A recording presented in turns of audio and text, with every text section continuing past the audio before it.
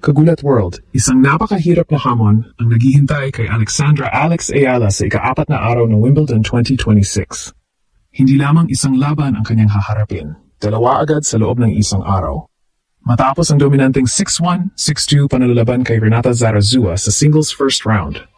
Agad namang sasalang ang Filipino tennis sensation sa women's doubles kasama ang kanyang Czech partner na si Nikola Bartunkova. Ang kanilang unang assignment ay hindi basta ordinaryong laban. Makakaharap nila ang isa sa pinakamapanganib na tambalan sa draw. Ang dating Grand Slam champion na si Jelena Ostapenko at American star Sofia Kenin. Mas lalong kapanapanabik ang kwentong ito dahil hindi basta magkapareha sina Ayala at Bartunkova.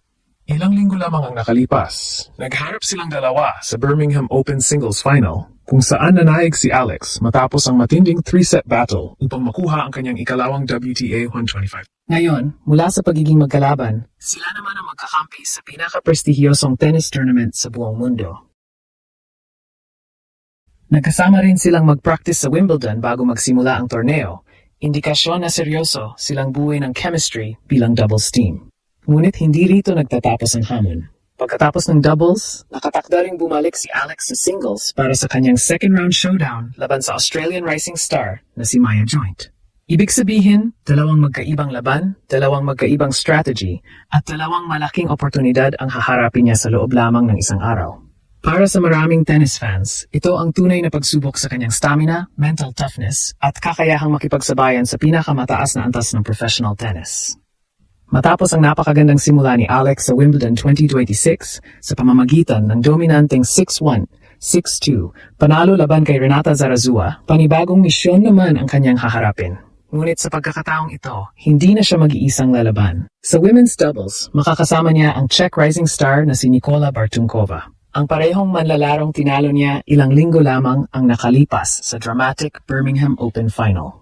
Mula sa pagiging magkaribal sa championship match, ngayon ay magiging magkatuwang sila sa pinaka-prestihiyosong tennis tournament sa buong mundo. Napakagandang kwento ang nabuo sa kanilang partnership. Noong Birmingham Open, halos 3 oras silang nagbakbakan para sa titulo. Nagwagi si Alex matapos ang matinding 3-set battle. Ngunit sa halip na manatiling magkaribal, pinili nilang pagsamahin ang kanilang talento sa Wimbledon doubles. Marami sa social media ang nagsasabing malaking advantage ito dahil parehong kilala ang dalawa sa matitinding baseline rallies, mabilis na paggalaw sa court at agresibong pag-atake sa net.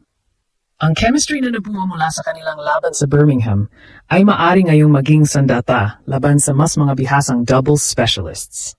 Ngunit hindi magiging madali ang kanilang unang assignment. Sa opening round ay agad nilang makakaharap sina Jelena Ostapenko at Sofia Kenin. Dalawang dating Grand Slam champions sa singles na kilala rin sa kanilang explosive power game. Si Ostapenko ay isa sa pinakamalakas humataw ng bola sa women's tennis, habang si Kenin naman ay dating Australian Open champion na may napakalawak na karanasan sa pinakamalalaking torneo. Sa papel, malinaw na mas experienced ang kanilang magiging kalaban. Gayunpaman, hindi ito nangangahulugang dehado agad sina Alex at Bartunkova. Sa doubles, napakalaga ng communication, movement at tamang positioning. Dahil parehong natural baseliners sina Alex at Bartunkova, maaari nilang gamitin ang kanilang consistency upang pahabain ang rallies at piliting magkamali ang kanilang mga kalaban. Isa pa, mataas ang confidence ni Alex matapos ang napakadominanteng panalo niya sa singles first round. Ang ganitong momentum ay kadalasang nagiging malaking factor sa Grand Slam tournaments. Iisa pang dahilan kung bakit sabik ang mga fans ay dahil bihira nating makita si Alex na sumabak sa doubles sa isang Grand Slam habang mainit din ang kanyang kampanya sa singles. Ipinapakita lamang nito ang kanyang lumalaking kumpiyansa at ang kagustuhan niyang palawakin pa ang kanyang karanasan sa pinakamataas na antas ng tennis. Hindi lang siya nakatuon sa isang event, handa siyang makipagsabayan saan man siya ilagay sa draw. Ngunit ang mas nakakabilib sa sitwasyong ito ay ang napakahirap na ischedule na haharapin ni Alex. Sa loob lamang ng isang araw, kailangan niyang mag-adjust mula sa double strategy patungo sa singles mindset. Magkaiba ang dalawang disiplinang ito. Sa doubles, kailangang mabilis ang communication, coordinated ang galaw sa net, at laging iniisip ang partner sa bawat bola.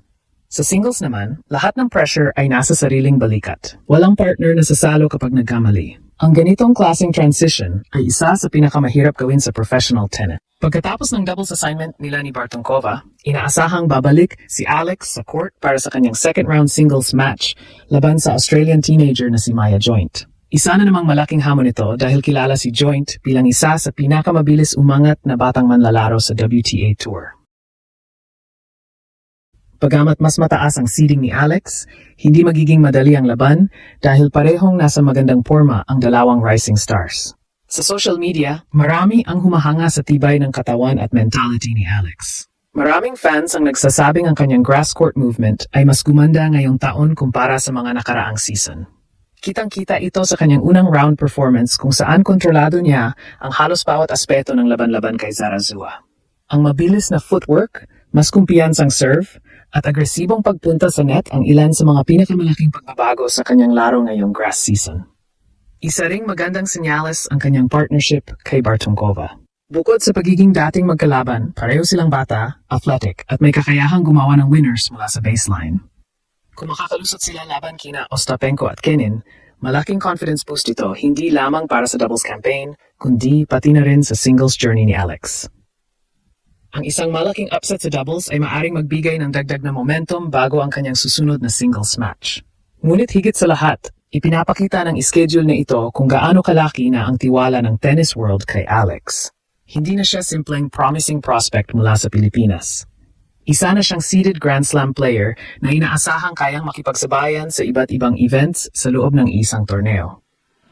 Ang kakayahang maglaro ng doubles at singles sa pinakamataas na antas ay tanda ng lumalawak niyang karanasan at ng kanyang pag-usbong bilang isang kumpletong professional tennis player. Kung magtatagumpay si Alex sa doubles kasama si Bartunkova at may pagpapatuloy din ang kanyang winning run sa singles, lalo lamang lalakas ang paniniwala ng tennis world na ang Filipina star ay hindi na lamang future contender. Isa na siyang seryosong banta sa pinakamalalaking pangalan ng women's tennis.